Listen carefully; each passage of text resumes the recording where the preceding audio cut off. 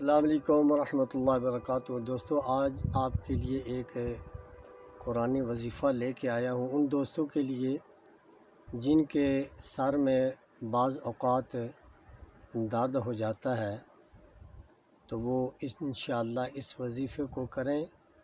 اللہ پاک کے فضل و کرم سے انہیں سر کا درد ختم ہو جائے گا۔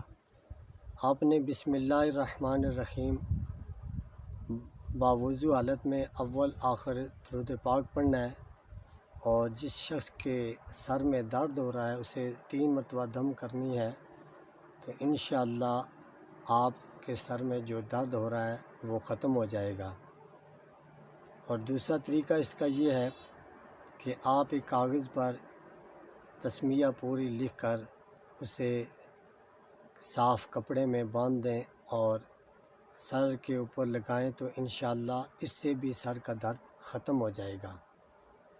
روم کے بادشاہ جس کو اکثر یہ تکلیف ہوتی، بڑے طبیبوں کے پاس گیا لیکن اسے افاقہ نہ ہوا، تو اس نے سیدنا عمر فاروق رضی اللہ تعالی عنہ کو خط بھیجا کہ اگر آپ کے پاس کوئی اس کا علاج ہے تو مجھے لکھ بھیجیے۔ تو آپ رضی اللہ تعالی عنہ نے ایک ٹوپی اس بادشاہ کے لیے بھیجی۔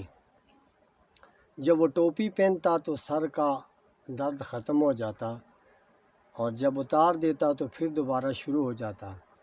اسے بڑا تعجب ہوا، تو اس نے اس ٹوپی کو کھولا، دیکھا اس کے اندر بسم اللہ الرحمن الرحیم ایک کاغذ پہ لکھا ہوا ہے۔